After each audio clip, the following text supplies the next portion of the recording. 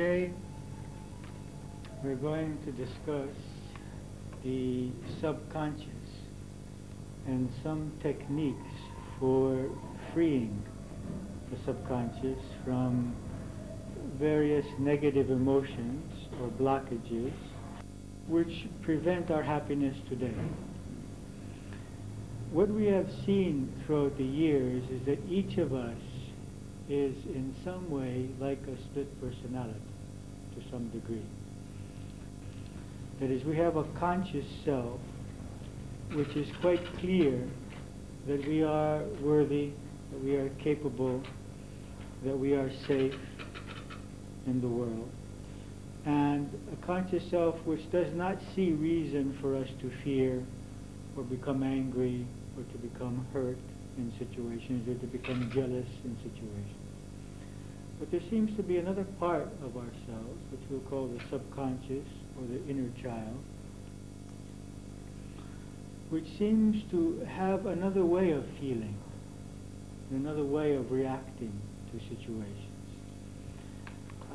At some point in the development of our childhood years, we began to realize that there were some feelings which it was better not to expose to other people, because they might reject us, we may become more vulnerable, we did not get a positive reaction from them. And so gradually we chose to stop showing some emotions. However, we didn't stop feeling those emotions. They are created and they are in us, but we started creating a separation between what we call the shadow and the mask. Okay? Now, we started to put into the shadow,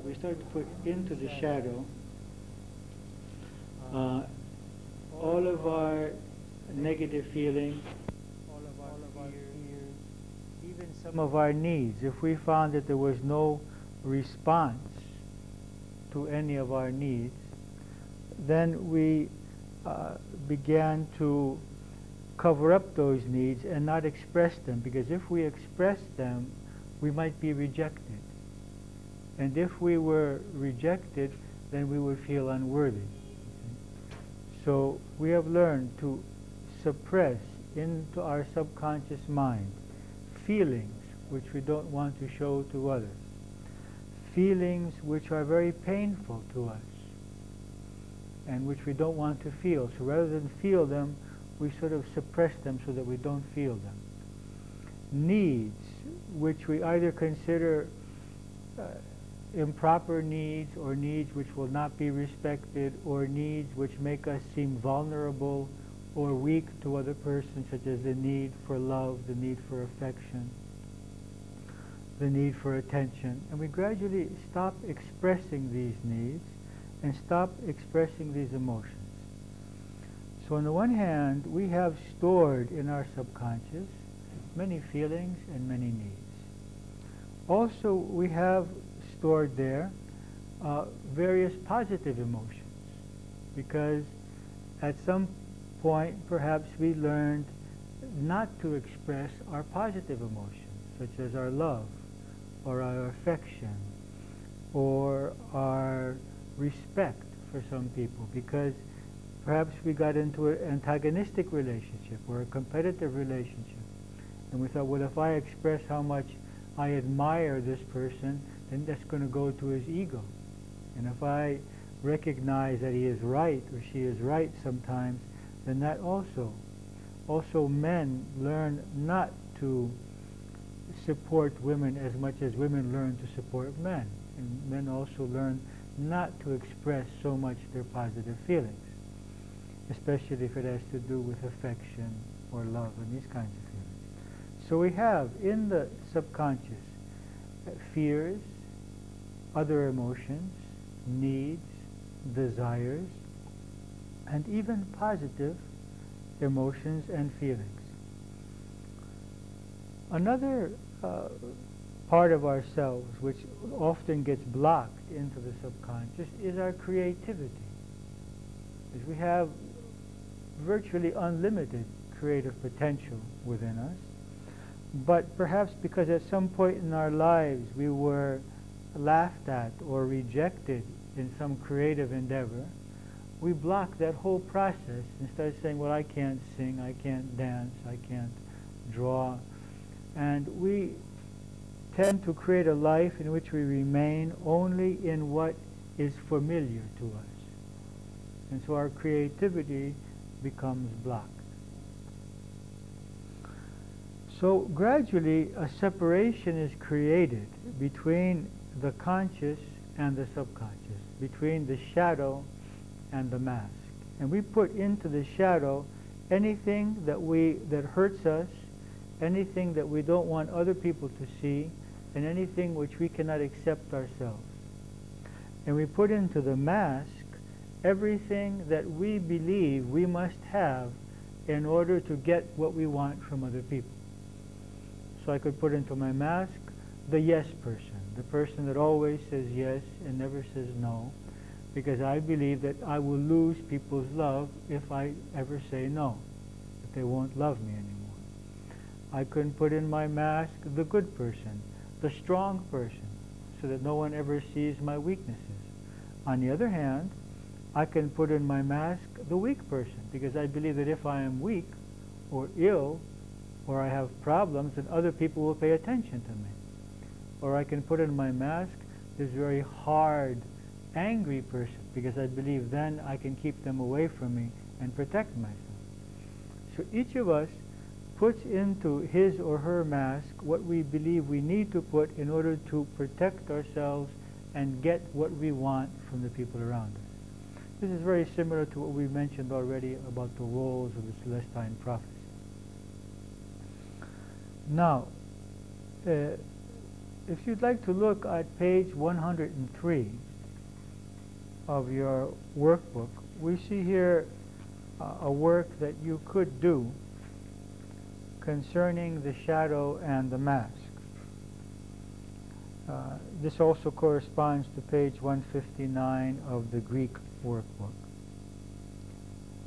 We see here a diagram in which we have this like tunnel which comes down, and we have a mask at the end of the tunnel, and behind the mask we have the subconscious, and behind the subconscious we have the higher self, and behind the higher self we have the spirit. The idea here is that, okay, we show one part of ourselves to the world around us, or other people show to us one part of themselves. We're on page 103. Behind that, however, there is this whole subconscious world which we are not expressing. And behind that subconscious world is our higher self, our soul or spirit, which has very positive spiritual qualities. Okay. The problem is that usually on this path we need to go through the subconscious and clean up the subconscious. This is called catharsis, to clean up the subconscious in order to get in touch with the higher self and to be actually one person. Otherwise, we are going to be one person who is reasonable, who is clear, who is peaceful, who is loving, but we're going to have this other part of ourself which is still fearing, still hurting, still angry, or in some way blocked or obstructed, you see. So the whole purpose here of this work of catharsis is being able to gradually clean up or clean out the subconscious in this way, so that the work that we do on the conscious level does not create this split personality syndrome, which we see in many spiritual people. That is, people who have obtained much knowledge, they've read many books, they've done many seminars, and they could teach very well all the spiritual truths. But when you touch their buttons, they get angry, they get fearful, they feel jealous, they are egocentric, you see. So in order to avoid this split personality syndrome on the spiritual path, we at Harmonic Jesuit, at least, believe that we need to do work also in cleaning the subconscious. Now, we're not going to do that work in this seminar. I'm just explaining to you what you can do. We have special weekend and summer seminars in which you stay in our retreat center and do this work, because it's not something that you can do and then go home and face your family and face your work. It's something that you need to have time and space for these things to come out and heal. So we do a 10-day seminar, an 8-day seminar. We also do a 2-day seminar on working on bringing these things up. It's not something that can be done in 2 hours. It needs quite a few hours to work on. Now these are some questions here, however, that you can begin this process with, at least intellectually. What have you covered in your shadow for others not to see? So what are those parts of yourselves which you prefer for others not to see? Your fears, your desires, your needs, your anger, your hurt, your jealousy, your love, your admiration, your strength, your weakness. I've heard some women say, I can't show my strength to my husband because he has a problem with it. Okay? So we could even hide positive parts of ourselves. Okay? Secondly, what do you believe must appear in your mask so that you will accept and so others will accept and love you? How do you want the others to perceive you and describe you? Okay, so what is it that you think you have to have in your mask in order to be accepted, loved, or respected by the people around you? Now let's look at these questions down below. Active listening for the shadow and the persona, the mask. The shadow. What is it that exists in your shadow which you have difficulty to share with others or accept in yourself? For each of these, which are the beliefs which stop you from sharing or accepting these aspects of yourself? What do you believe about your fear, or your anger, or your jealousy, or your desire, or your love, or your respect, which makes you find it difficult to show that? Number 3, what are the childhood experiences or messages which have created in your subconscious or conscious mind these beliefs which cause you to hide these aspects of yourself? What did you experience in the past which made it painful for you, what caused you to come to the conclusion that I must not show weakness, or I must not show fear, or anger, or disagreement, or I must never say no, or whatever that may be? I heard a woman this weekend in the seminar we did, and she says, I have difficulty saying yes. And now analyzing it, she realized that saying yes meant being controlled. So she kept the no in her mask. She was a no person, you see. She thought she was protecting her freedom by being able to say always no. Whereas other people believe that they're always going to be loved by always saying yes.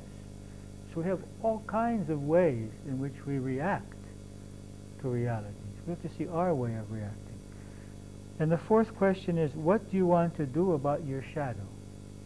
Is there anything in your shadow that you would like to bring to the surface in order to be more truthful? Because when we have relationships, then people, and we have the shadow and the mask, and we keep up the shadow and the mask in the relationship, then that person doesn't have a relationship with us.